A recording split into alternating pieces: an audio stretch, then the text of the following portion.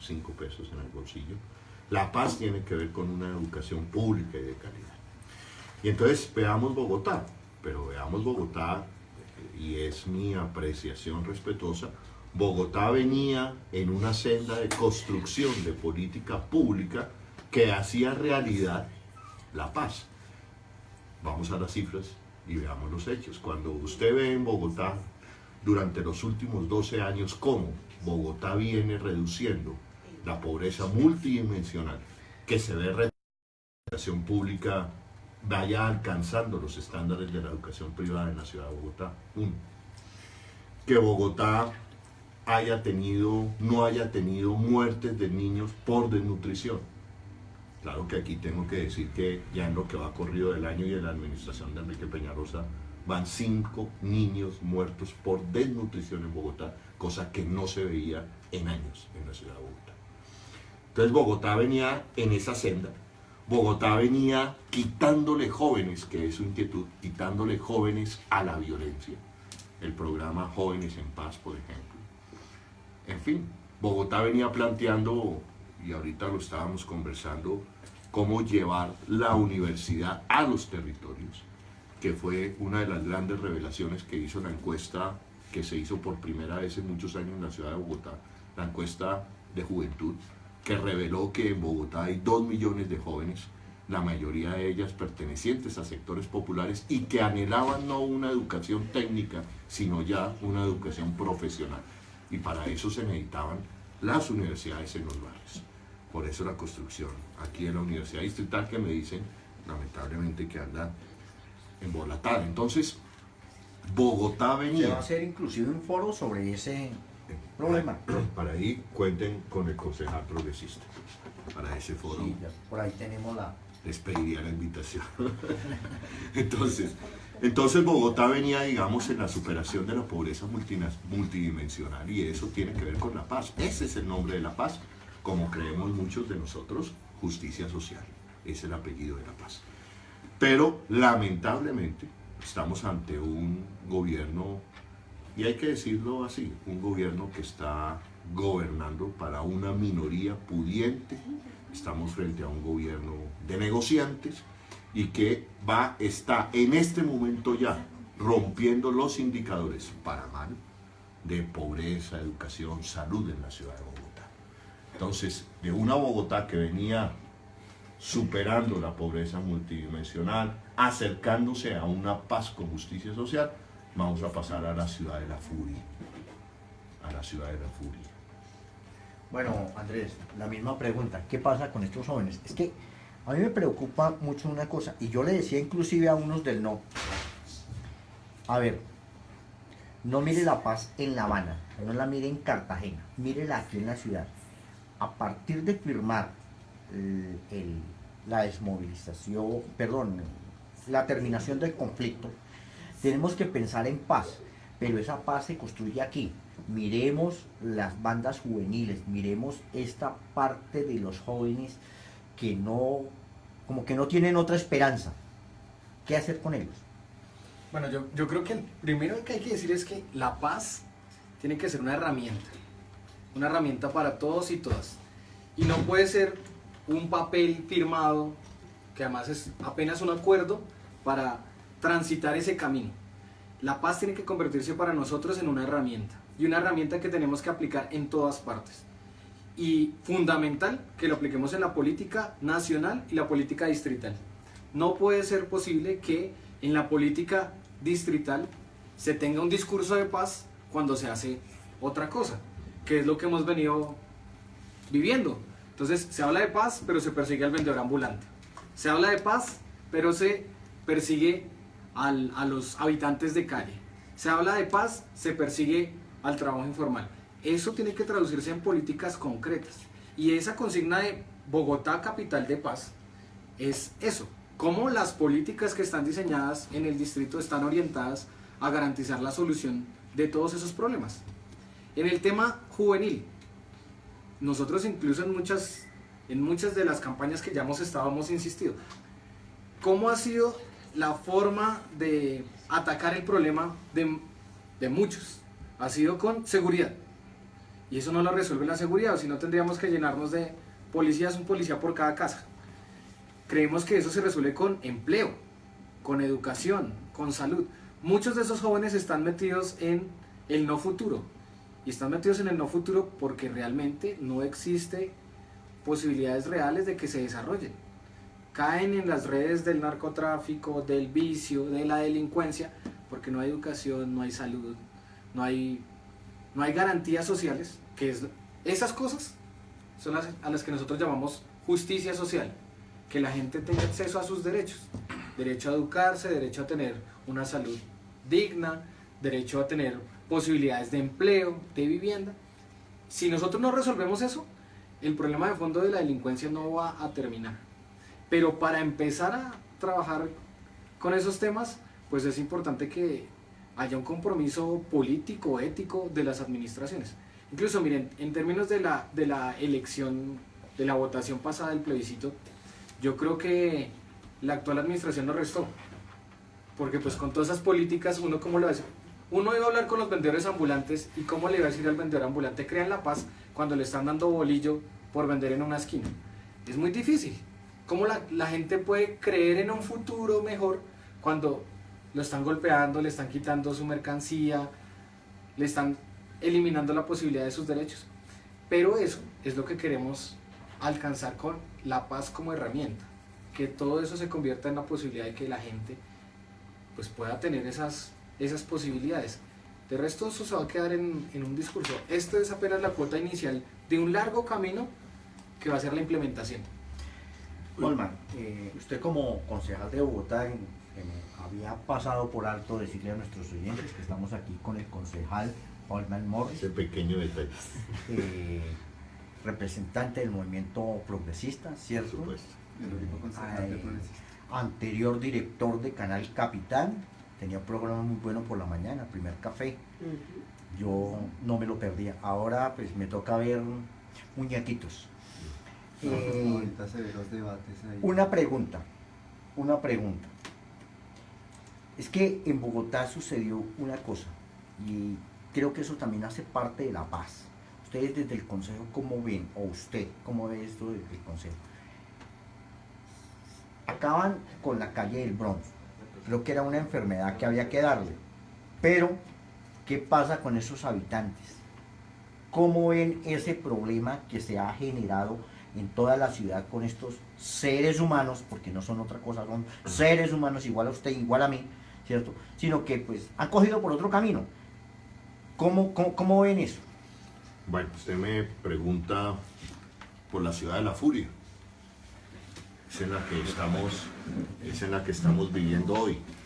La ciudad de la furia es la que a su población más olvidada, más marginal, más vulnerable, como son los habitantes de calle, un gobierno no tiene otra opción de humanidad. Se le va la humanidad y digamos queda su careta como es, queda plasmada su cara, su rostro tal cual, gobierno neoliberal, pero sobre todo profundamente enemigo de los débiles y de los pobres en la ciudad de Bogotá.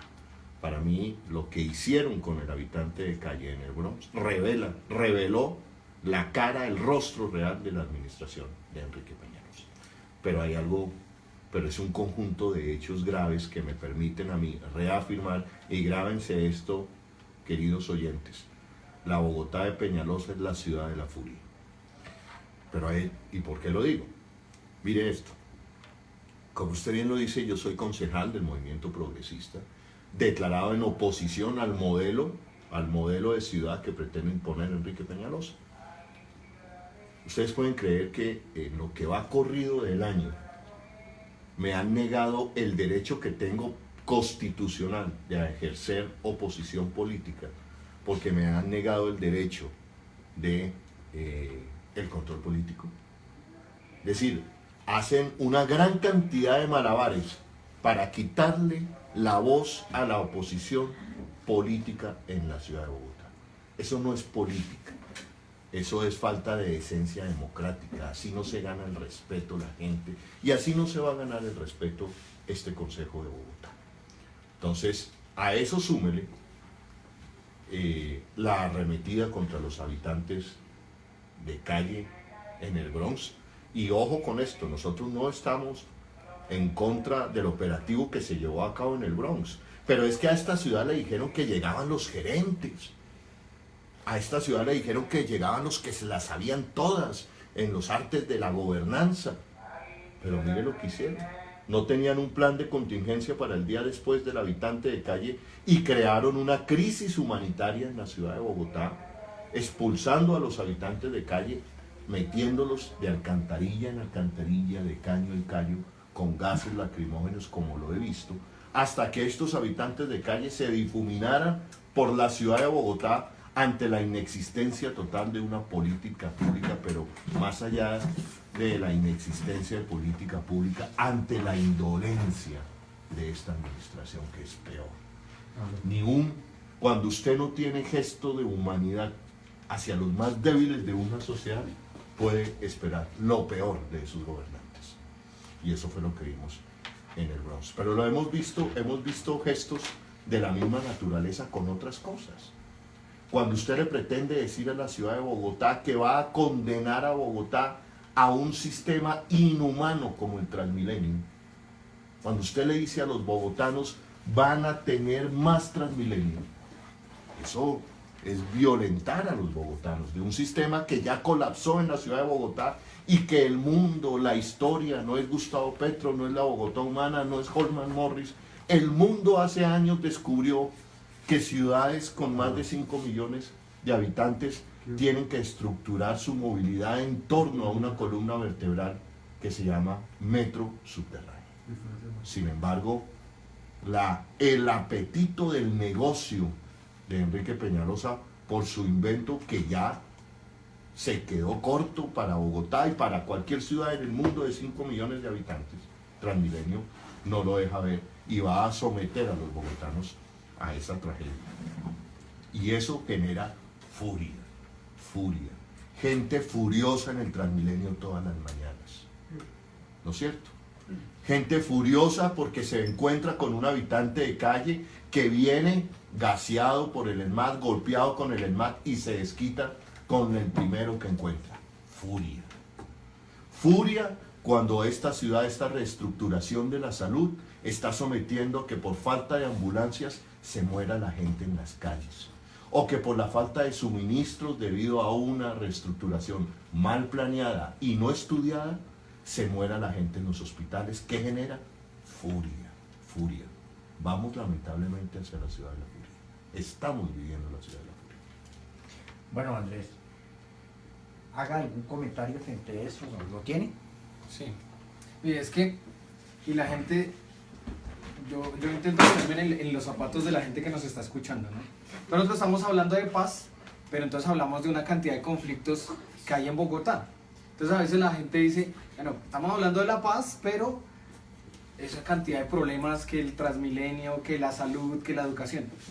Y yo creo que es importante decirle a la gente que la paz es precisamente eso. Aquí hemos tenido un conflicto durante más de 50 años y más. Hablábamos hace un rato desde la independencia, que hemos caído en guerras civiles, una cantidad de cosas. Entonces, la paz no significa la ausencia de conflictos. La paz lo que significa es que vamos a dejar de matarnos por pensar diferente. Y dejar de matarnos por pensar diferente implica, por ejemplo, el derecho a la oposición. Y que, por ejemplo, en Bogotá, quienes nos oponemos al alcalde, tengamos plenas garantías para decirle que no estamos de acuerdo. Que el concejal pueda hacer control político. Que los ediles puedan hacer debates de control político a los alcaldes y sobre temas de interés local y distrital, sobre variados temas. Entonces, una de las cosas que ha pasado en la historia del país es que aquellas personas que han intentado hacer control político, que han intentado, digamos, salirse del esquema de la política tradicional, pues han sido perseguidos, asesinados, una cantidad de cosas, y eso es lo que nos ha llevado a este conflicto. Entonces la paz no significa que vamos a suprimir todos los conflictos y todos los problemas. No, la paz significa que tenemos que encontrar maneras distintas, formas democráticas con garantías para tramitar las soluciones. Y dentro de esas soluciones, pues está el debate político y el debate abierto, por ejemplo, con las administraciones de turno, y en este caso con la administración en Bogotá, que pues muchos nos declaramos en oposición a lo que ha venido haciendo. ¿Por qué? Porque es que nosotros creemos que la paz, para que sea real, tiene que tener esas cosas que mencionaba antes: salud, educación, trabajo, vivienda. Pero entonces algunos utilizan la política es para sus negocios y se convierte entonces en la política de la mafia, de llegar a gobernar para nombrar los contratistas, para nombrar los que son los responsables de los grandes proyectos de ciudad, del metro, para robarse una cantidad de plata. Después de que había unos estudios, entonces van a volver a hacer otros estudios y entonces viene un carrusel de estudios, y eso es lo que pasa. Entonces, esto de la paz y estos conflictos de Bogotá tienen una íntima relación. Estamos hablando de lo mismo, de la posibilidad de que la gente viva bien. Y para que la gente viva bien necesitamos que no haya conflicto armado y que los conflictos que tenemos tengan unas vías democráticas para darle solución, para debatirse y para poder participar. Y aquí quiero mencionar una cosa importante que creo que en esto que estamos construyendo y en el reto que se viene en la implementación, la gente tiene que tener muy en cuenta, y que es lo que estamos intentando hacer en Paz a la Calle, y es que la gente se empodere. Esto no es un tema únicamente de los concejales, de los ediles o del alcalde, sino que si nosotros no somos capaces de tomar la voz, de tomar la palabra, de actuar, de marchar, de exigir, nadie lo va a hacer por nosotros. Nosotros tenemos que exigirle a nuestros gobernantes, tenemos que exigirle a nuestros representantes, a nuestros concejales, llamarlos a cuentas. Y esto tiene que ser una democracia activa, porque si seguimos en una democracia únicamente representativa, pues la paz no se va a poder construir. Entonces los retos que se abren con la paz son enormes y van a requerir no que Santos haga honor al Nobel que se ganó y que Timochenko entonces para algunos se convierta y que sea mejor o lo que sea, sino que nosotros nos tomemos el trabajo de construir esa paz. Y construir esa paz es, por ejemplo, actuar como ciudadanos en Bogotá y opinar sobre el metro, y opinar sobre la TV, y opinar sobre los problemas de nuestros barrios. Es empoderarnos. La paz debe ser una herramienta, y yo insisto en eso, para que en Bogotá podamos aprovechar lo que ha venido pasando, y es que ese torrente democrático pueda desarrollarse para construir una mejor ciudad. Bueno, después de lo que dice Andrés, aquí dice, ya tenemos Nobel de Literatura y Nobel de Paz. Solo nos queda aprender a leer y a vivir en paz. Eso lo dice aquí un periodista, ¿cierto? Bueno, seguimos. Ya hablamos sobre, yo veo que en Bogotá hay se habla como de una falta de pedagogía frente al proceso de paz. Ya la gente no conocía los puntos. Muchos de los que votaron por el no simplemente lo hacían porque en Caracol o en RCN o yo no sé en qué canal, ¿cierto? Les decían que aquí todos se iban a volver homosexuales, que todos se iban a volver no sé qué, que los guerrilleros iban a venir a Bogotá a hacer no sé qué cosas. Todas esas cosas la gente las copió. ¿Cómo hacemos con esta ciudad o con este pueblo colombiano que le da pereza leer e investigar? ¿Qué podemos hacer en este caso? Alguien decía precisamente que en un país donde el colombiano promedio no lee un libro al año, leyeron para leer un acuerdo de paz de 297 páginas. Entonces ahí, digamos, uno podría creer que allí hubo un error. En segundo lugar, la estrategia del no fue una estrategia que uno pudiera calificar de baja, sucia y engañosa e irresponsable con algo que es lo más preciado para las sociedades, su futuro. Ellos jugaron con nuestro futuro, engañaron el futuro del país, y no me equivoco cuando es el propio gerente de la campaña no quien dice: no nos interesaba que la gente leyera los acuerdos, nos interesaba generarle miedo y confundir a la gente, y lo lograron de una manera eficaz, contundente, lamentablemente para el mal de Colombia, digo yo, con respecto a los del no, porque hoy el limbo en el que estamos es por culpa de ellos, y ellos tampoco han aportado la solución. Entonces, pero aquí yo quiero detenerme en algo que me ha llamado la atención.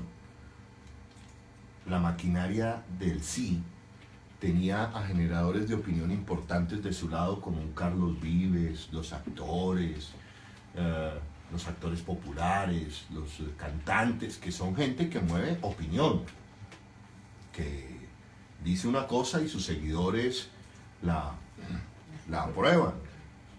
Y ganó el no. Y ganó el no. Entonces, ¿qué pasó allí? ¿Qué fue lo que pasó allí?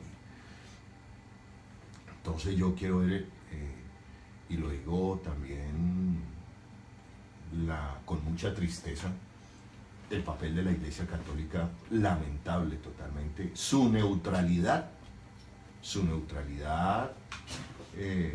mezquina, su neutralidad timorata, contribuyó a que ganara el no. Sí, sí. En contravía de lo que decía el Papa Francisco. Y no hablo de todos los obispos, pero sí de la alta jerarquía de la Iglesia Católica. Es una gran responsable y una gran perdedora. Y una gran perdedora porque tomó esa neutralidad, iba dirigida a quedarse con las castas tradicionales y más reaccionarias de este país, especialmente en las regiones. Solamente unos obispos muy contados, el obispo de Cali, Sí. en fin, se la jugaron. Sacerdotes, padres jesuitas valiosos como el padre Pacho de Rú, en fin, pero la Iglesia Católica es una gran perdedora. Y si se me permite, pecaron.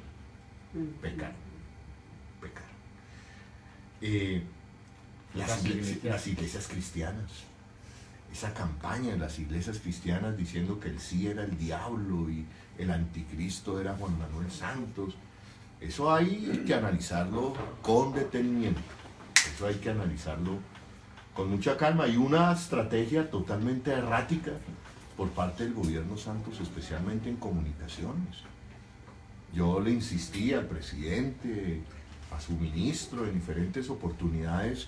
La televisión y la radio pública son las grandes ministras de educación del acuerdo y del proceso, las grandes educadoras, formadoras y pedagogas de esto. Sin embargo, no hicieron caso. Un papel terrible del vicepresidente de la República, que también de Germán Vargas Lleras, que en lugar de prestarse a la claridad, a la contundencia del apoyo a la paz, se prestó para las confusiones, para una posición muy tibia que leyeron los colombianos. Entonces, muy confundida la gente. Y en eso, maestro, el expresidente Álvaro Uribe, en confundir, en desorientar, en inventarse frases efectistas como efectivamente lo lograron. Pero su pregunta es: ¿qué hacemos para que la gente lea? Yo confío en el que el país de la paz, en el país que, si entendemos por primera vez como nación que nosotros no podemos relegar la educación de este país a un cuarto, quinto puesto, sino priorizarla, educación y cultura como puentes fundamentales a la reconciliación entre los colombianos, uno esperaría que aquí hubiera una revolución cultural, una transformación cultural, ya cuando la guerra la hemos desterrado de los territorios colombianos, cuando desterrada la guerra permita que el ímpetu, el ingenio, por tanto tiempo atrapado por la barbarie en los espíritus de los colombianos, se desate. Y eso tiene que generar una revolución cultural. Aquí hay una frase que utilizaron durante la campaña: Santos le miente al país, engaña a las Fuerzas Armadas y entrega a Colombia a las FARC. Ahorita lo irá a entregar al ELN, me imagino. Pero yo tengo una pregunta. Arranco por Andrés. Para lograr un proceso de paz total en Colombia, aquí hay muchos actores y armados. No los voy a nombrar, usted ya lo sabe. Y usted también, Juan. ¿Qué hay que hacer para que todos esos grupos entren a hacer, o eso no irá a suceder? Pues yo creo que en este acuerdo hay muchas cosas inéditas que la gente no ha podido conocer por todos esos fenómenos de educación, de una cantidad de cosas que tiene este proceso de paz. El tema de poner en el centro a las víctimas. Hay un elemento que la gente no conoce muy bien y es ese concepto de la justicia restaurativa. Nosotros estamos acostumbrados a una justicia punitiva y la del castigo. Y pensamos, porque es lo que nos han vendido siempre, que las cárceles resocializan a la gente.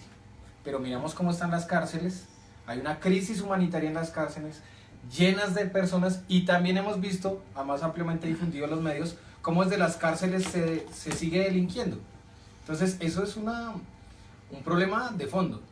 Pero la justicia restaurativa y la jurisdicción especial para la paz, esas herramientas como de verdad, de reparación, yo creo que abre la posibilidad para que todos los actores que han tenido participación en el conflicto hablen de lo que pasó en esta confrontación.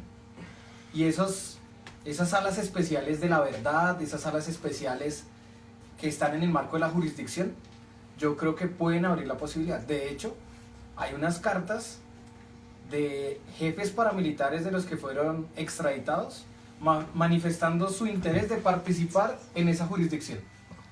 Han escrito misivas, cartas, mensajes, han hecho guiños diciendo que quieren participar de esa justicia transicional y contribuir a la construcción de la paz. Yo creo que esa es una herramienta muy poderosa que no se ha valorado suficientemente bien, que puede dar la posibilidad a que eso se cumpla. Ahora, el ELN va a abordar una agenda y ahí creo que va a haber otros importantes avances que tienen que complementarse. Incluso en La Habana se ha manifestado muchas veces, y aquí en el país, diferentes sectores, hablamos de que son 2 mesas pero un solo proceso para alcanzar una paz completa. Y creo que las herramientas que se están desprendiendo de ahí, sin una justicia que tenga el ánimo de la venganza o del revanchismo, abre la posibilidad para que esos sectores, esos diferentes bandos, organizaciones criminales, en fin, se sientan seducidas a hablar de lo que ha pasado en el país. En las últimas semanas, y creo que no hay mucha gente que hable de eso, han salido unos comunicados de las autodefensas gaitanistas, que son para algunos bastante confusas porque hablan de una cantidad de cosas que respaldan el proceso de paz, que llaman al entendimiento en el país. Yo creo que esos son señales de grupos que, digamos, tal vez más pequeños, que ven también como una posibilidad eso que se han marcado en la jurisdicción especial. Entonces yo creo que allí hay una herramienta que podemos utilizar y que puede convertirse en una herramienta de la sociedad para que sentemos las bases a esa construcción real de paz. Olma, yo le voy a hacer una pregunta que me la vengo haciendo hace tiempos. Uribe, ¿por qué le teme a la justicia restaurativa? ¿Qué es lo que sucede ahí en ese caso? ¿Por qué le huye? Sencillo, le teme a la verdad. Le teme a la verdad. La propuesta, si uno revisa la propuesta que ha hecho el Centro Democrático o el Comité del No, uno de los comités del No, porque Álvaro Uribe Vélez no representa los diferentes matices del No. Entonces eso también hay que tenerlo presente. Ha dicho que no acepta el Tribunal Especial de Paz, ¿no es cierto? Y al no aceptar el Tribunal Especial de Paz, no acepta que lo que nos está diciendo es que el expresidente Álvaro Uribe no acepta que los militares cuenten la verdad. Y obviamente que eso es muy complicado para un gobierno, para el gobierno de los falsos positivos es terriblemente complicado eso, porque ahí va a salir la verdad de cómo de esos lunares, de esos agujeros negros de la seguridad democrática, que son muchos. Recuerde usted que parte de la seguridad democrática se basó con la persecución, estigmatización, señalamiento, amenazas y asesinatos del opositor político en Colombia. A la gente no se le puede olvidar que cuando habla de seguridad democrática, ese fue un componente de seguridad democrática, es decir, ni segura ni democrática. Y un gobierno que le apostó todo por la seguridad y al final del día no encuentra la seguridad y perdemos la libertad, ¿no es cierto? Entonces, le tiene miedo profundamente a la verdad que pueda decir su entorno más cercano, que fueron los militares que llevaron a cabo una guerra terrible en Colombia y que hoy son los primeros en bendecir, señalar y estar de acuerdo con el Tribunal Especial de Paz. Además, yo creo que de las cosas más interesantes de los acuerdos firmados en La Habana es que aquí todos tienen que decir la verdad. Es que aquí se cayó en cuenta en que esta guerra le dañó el corazón a todos y diferentes sectores de la sociedad colombiana. Sector empresarial, los militares, las guerrillas, la iglesia, medios de comunicación, todos diciendo la verdad. Y solo la verdad, digamos, sanará, y yo creo que será un punto de partida importante para llegar a la reconciliación. Yo creo que se empieza a superar eso de que aquí solamente las FARC y las guerrillas han sido los únicos malos de este paseo. No, lamentablemente una guerra tan prolongada de más de 50 años solamente se puede deteriorar, solamente se puede enfermar a los guerreros y todos terminan dañándose el corazón. Yo recuerdo mucho a Carlos Pizarro cuando toma la opción de llevar al M-19 a La Paz, porque descubre que un imperativo ético del guerrillero era no dejarse llevar por la barbarie. Cuando descubren o se dan cuenta que una guerra tan prolongada solamente los puede llevar a convertirlos en monstruos en medio de la guerra, se convierte en un imperativo ético la firma de la paz y como un imperativo rebelde y revolucionario también la consecución de la paz. Entonces estamos ante un expresidente Uribe que quiere, recomponer esos acuerdos, no pensando en el país, pensando en él. Entonces, dicho esto, mi querido amigo. Bueno, ya el programa también va a terminar. Llevamos aquí con Andrés 2 horas, ¿cierto? Sí, ya casi. Entonces, Holman, ya para despedirse, pues, ¿qué espera usted de esta paz a la calle, de estas manifestaciones y de qué va a seguir? Yo, como soy un empedernido soñador, yo espero lo más grande de Paz a la Calle. Yo espero que estas movilizaciones de Paz a la Calle y otras sigan enamorando gente, sigan sacando gente a la calle, pero que allí se inicie la verdadera revolución de la paz de este país, que no es, y estamos de acuerdo con Andrés, no es la firma de un acuerdo, es la intronización de la urgente necesidad de apaciguar los espíritus y tramitar el conflicto social y armado por las vías del diálogo en este país, desde el hombre de la esquina hasta el más encopetado hombre de poder o mujer en este país. Entonces, esa revolución en la calle nos puede llevar al desarme de los espíritus de este país, a entender que la reconciliación está en el diálogo, que el conflicto es válido en las sociedades, pero la tramitación solo y exclusivamente por las bases del diálogo, con garantías para los que pensamos diferente a ciertos modelos de poder o de gobierno, como en el caso de la ciudad de Bogotá. En fin, entonces yo creería que esto apenas está arrancando, que depende de los gestores y organizadores de Paz a la Calle una gran dosis de imaginación, pero sobre todo capacidades para seguir enamorando, para desprevenir también los espíritus, es decir, desprevenir a la gente que ve esto como actos políticos. Es que todo es política. Que vea esto que no va para ninguna parte, sí va para ninguna parte, y que desprenda esa cosa que tenemos los colombianos de que nos da vergüenza y pena protestar, gritar, levantar la mano. Bueno, Holman, muchas gracias por haber aceptado la invitación aquí de esta emisora comunitaria, que le interesan mucho las opiniones como las suyas y como la de muchos otros compañeros. Gracias, Holman. No, gracias a la voz de mi barrio, yo quiero enviarle un saludo grande a los movimientos Hopper de Bosa, que lo tengo muy presente desde que fui gerente de Canal Capital, en fin, a los diferentes combos juveniles y artísticos y culturales de Bosa, y un abrazo a ti, por supuesto, en esta empresa de hacer periodismo comunitario, de generar ese derecho que tenemos también, que es el derecho a comunicar. Así pensemos diferente y no necesariamente tengamos que tener una gran emisora, un gran medio para podernos comunicar. Un abrazo también para ti. Pero ahí nos escuchan. Andrés, entonces ya para despedirse, pues, ¿qué espera de Pasa la Calle y qué espera de los movimientos sociales que hay aquí en el Distrito Especial?